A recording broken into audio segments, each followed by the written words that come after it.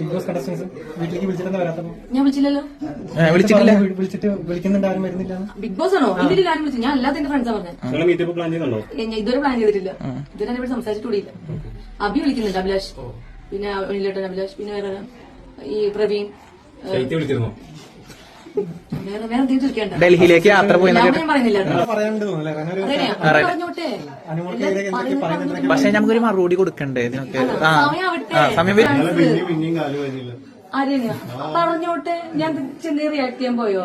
പറയുന്നവര് പറഞ്ഞോട്ടെ, കുറച്ച് വേഗം കഴിയുമ്പോ പുള്ളിക്കാരി നിന്നോളൂ. പക്ഷെ നമുക്ക് മറുപടി പറയണ്ടേ?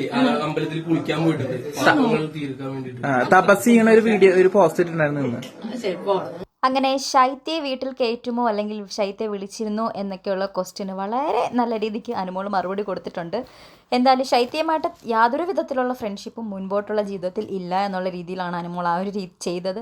അതേപോലെ ബിന്നിയും റെന ഫാത്തിമയൊക്കെ ഇപ്പോഴും നെഗറ്റീവ് പറഞ്ഞുകൊണ്ടിരിക്കുകയാണല്ലോ എന്നുള്ളൊരു ക്വസ്റ്റ്യനൊക്കെ അനുമോൾ പറഞ്ഞത്. അവർ പറഞ്ഞോട്ടെ, പറയുന്നവർ പറഞ്ഞുകൊണ്ടിരിക്കും.